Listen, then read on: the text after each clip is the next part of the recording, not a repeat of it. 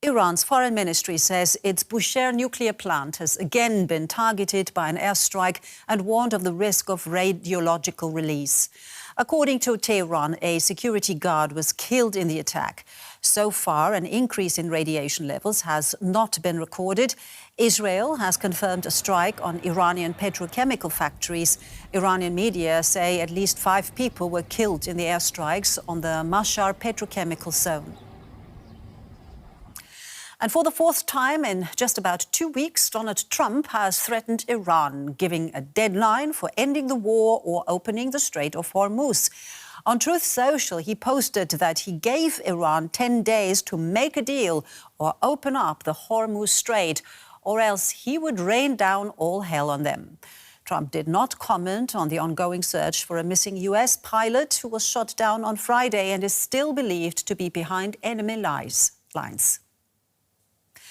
Behnam Taleblu is a senior fellow and senior Iran program director at the Foundation for Defense of Democracies in Washington.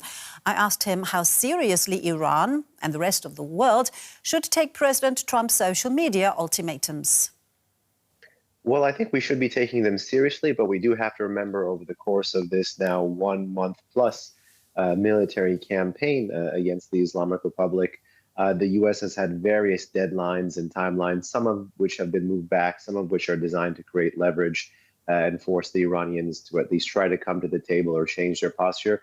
And the track record in using this as a threat has been, as you know, mixed, if not borderline poor. So we'll have to wait and see up until the very end of that deadline if the administration chooses to kick the can down the road or if the Iranians choose to express interest in some sort of indirect diplomacy to continue talks or to be able to walk back the Strait of Hormuz threat that they pose. But I would say at this moment, that is highly unlikely, and in which case the ball will be back in the U.S.'s courts as to figure out what to do with the expanded targeting that it has threatened.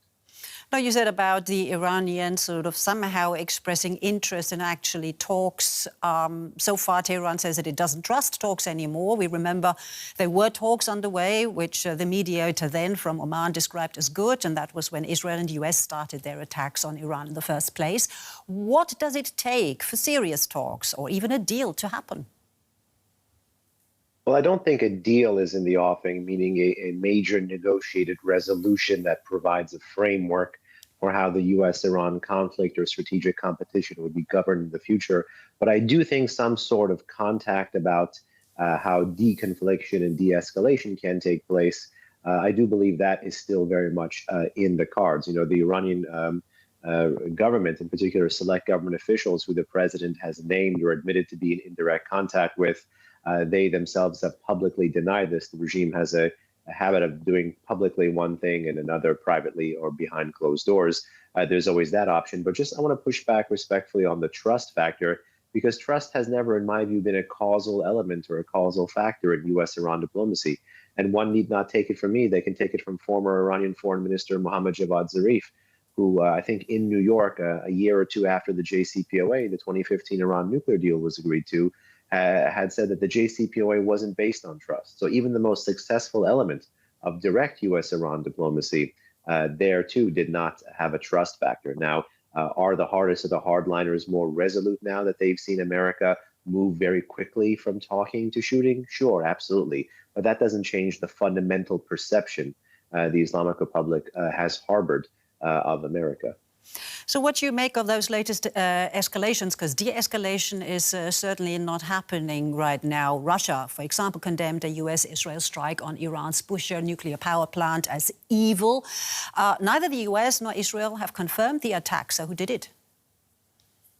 It's quite rich, I think, for the Russians to be condemning, such an attack, given the threats to the major reactor in eastern Ukraine, the Zaporizhzhia reactor, where the IAEA has had to get involved not once, not twice, but several times to issue condemnations to make sure that reactors, particularly reactors that are active, are not the targets of a war zone. I certainly think an investigation is warranted into who and from what direction any kind of firing or shrapnel is being felt on the entire Bushehr light water reactor complex. I think even just a few hours ago, it was reported that one security guard or one person who worked on the facility or secured the facility was also badly wounded or killed by the shrapnel. So I think certainly an investigation is in order.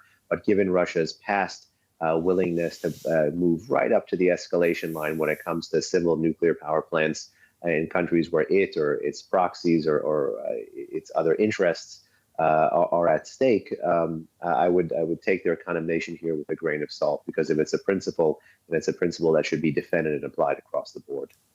Now, Iran's Foreign Minister Arakchi has warned that a radioactive fallout, so far nothing is measured there, but a radioactive fallout would end life in the Gulf region, but not in Tehran. Are the US or is Israel taking such a risk? I would actually say if the foreign minister of the Islamic Republic, who's probably the least inclined to know about such a fallout, is threatening it, then what he's actually threatening is a potential attack of contaminants. The regime also has biological and chemical weapons, or precursors at least, that we know, some of which those facilities and laboratories have been struck. But the regime is essentially trying to continue rhetorically via the latest comments of Mr. Arakchi, the posture that it's taken militarily over the past month or so. And that posture is to threaten or to hold a sword of Damocles over any kind of escalation that could come from America's partners in the Middle East. And that includes, overflight, that includes basing, and everything else that we have seen over the past month. So just like this regime said many years ago, we can't export oil, no one will export oil. And then you fast forward and you see them attacking this sort of infrastructure. I see the regime again trying to weaponize a sword of Damocles over the head of many of America's partners who live quite close to the Islamic Republic. Let's talk about the US fighter jet shot down over southern Iran. The US search for the ejected airman is still ongoing. Iranian security forces are also searching for him. They're even offering rewards for his capture alive, according to Iranian state media. So what's the plan if Iran finds him first? Well, hopefully there is no plan, because the American search and rescue mission could find him and extract him. This is a regime that has really birthed its enmity with the international community decades ago by taking U.S. diplomats hostage. Now it's taken foreign nationals, dual nationals, and even European diplomats hostage at a certain point in time in the past 4 decades. So at a minimum, I think one would expect hostage diplomacy from this regime. And I don't want to even go or speculate about what a maximum could look like, given this regime's terrorist track record and given what this regime has been willing to do to its own people. At this moment in time, I think it's sufficient to say that we wish the search and rescue mission of the U.S. side all the best, and that our thoughts and prayers are with the family. All right, Behnam Taleblu from the Foundation for Defense of Democracies in Washington, D.C. Thank you so very much for your time. Thank you.